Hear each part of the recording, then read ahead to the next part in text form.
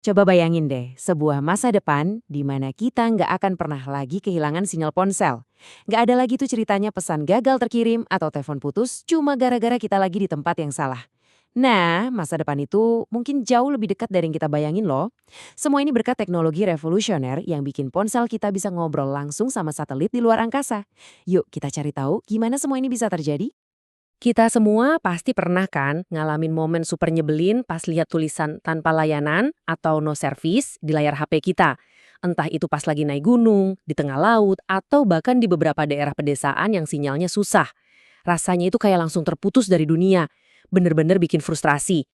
Nah, sekarang coba bayangin sebuah skenario yang luar biasa. Koneksi internet tanpa putus dimanapun kita berada di planet ini. Dari puncak gunung tertinggi sampai ke tengah samudera luas, ponsel yang ada di saku kita tetap bisa nyambung. Ini bukan sekedar upgrade biasa, ini adalah sebuah revolusi total dalam cara kita berkomunikasi. Dan inilah teknologi yang bikin semua itu jadi mungkin. Namanya Direct to Device atau disingkat D2D. Gampangnya gini, pas kita lagi di luar jangkauan tower seluler, ponsel kita tuh nggak nyerah gitu aja. Dia secara cerdas bakal ngalihin sinyalnya ke atas, langsung ke satelit yang lagi muterin bumi, yang nantinya nyambungin kita lagi ke jaringan di darat. Keren banget kan? Oke, kedengerannya canggih. Tapi pertanyaannya, gimana caranya satelit yang jauhnya ratusan kilometer di atas sana bisa ngobrol sama perangkat kecil yang ada di genggaman kita? Kuncinya ternyata ada di pemilihan jalan tol yang pas di angkasa.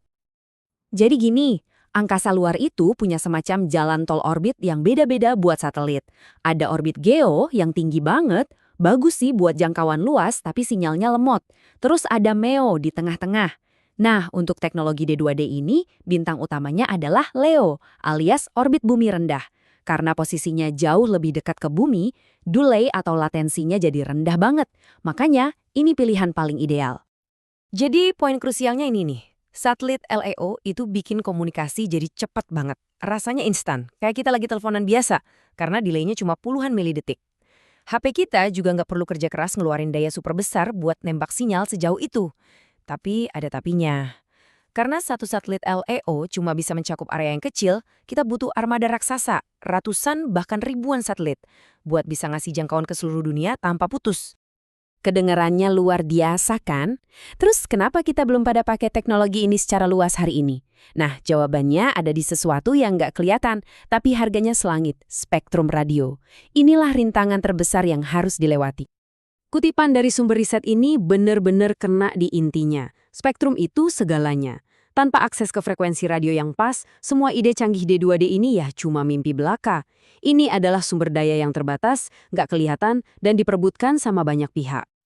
Cara paling gampang buat ngebayanginnya tuh kayak jalan tol. Spektrum radio itu lajur-lajurnya. Setiap layanan, mulai dari TV, radio, 4G, 5G, sampai Wi-Fi itu punya lajurnya masing-masing. Nah sekarang, DDD ini mau masuk ke jalan tol yang kondisinya udah padat banget. Secara sejarah ada pemisahan yang jelas banget. Ada lajur khusus buat HP yang kita pakai di darat, namanya pita IMT. Terus ada lajur lain yang terpisah buat telepon satelit khusus, namanya pita MSS. Keduanya diatur sama pihak yang beda dan nggak pernah campur aduk. Nah, D2D ini pada dasarnya mau ngerobohin tembok pemisah itu dan ngegabungin dua dunia ini. Dan inilah pertanyaan bernilai miliaran dolar yang lagi coba dijawab sama para regulator di seluruh dunia. Gimana caranya ngegabungin lalu lintas satelit sama lalu lintas HP di lajur yang sama tanpa bikin tabrakan sinyal atau gangguan besar-besaran? Untuk menjawab pertanyaan itu, sekarang ini lagi ada semacam perlombaan global. Berbagai negara dan kawasan punya pendekatan yang beda-beda buat mecahin teka-teki spektrum ini. Yuk kita lihat gimana aja cara mereka.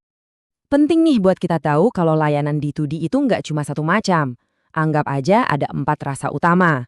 Yang pertama, D2D EMT, ini yang paling ambisius, nyoba pakai jalur 4G atau 5G kita sekarang.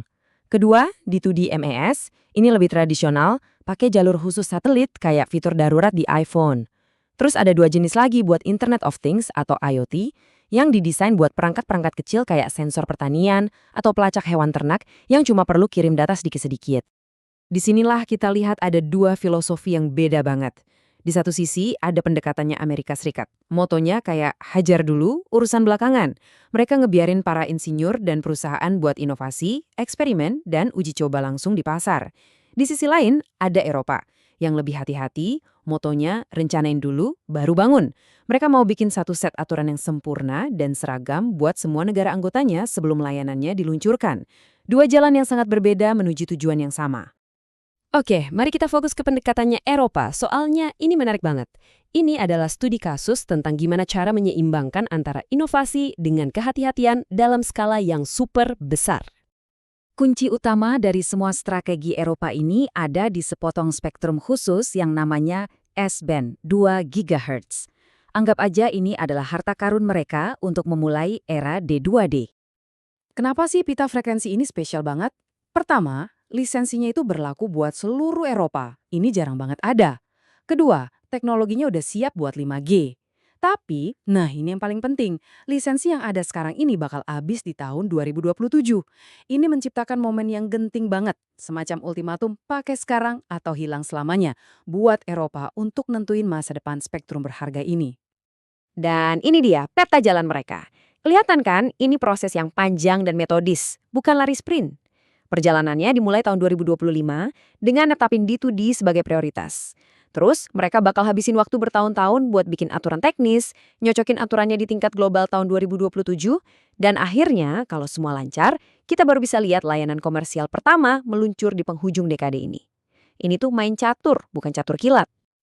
Oke, setelah kita ngobrolin semua yang teknis dan soal aturan-aturan tadi, coba kita mundur sedikit deh. Kenapa sih semua ini penting banget? Dampak nyatanya buat kita semua itu apa? Ini jauh lebih besar daripada sekedar bisa upload foto liburan dari lokasi terpencil ya. Ini soal ketahanan. Memastikan tim penyelamat bisa komunikasi waktu tower seluler ambruk kena bencana.